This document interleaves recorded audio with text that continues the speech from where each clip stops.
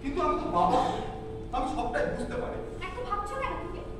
আমি তো আছি। ভাবনা তো সেখানে, ভাবতে হবে না বলে তো তোমায় বিবাহ করে এই রাজ্যে রানী করে নিয়ে এসেছিলাম। ভেবেছিলাম তুমি ওর মায়ের অভাব পূর্ণ করো, কিন্তু আমি ভুলছিলাম। তুমি তো সারাক্ষণ নিজের রূপ নিয়েই পড়ে আছো। তুষার করার প্রতি তোমার কোনো দায়িত্বই নেই।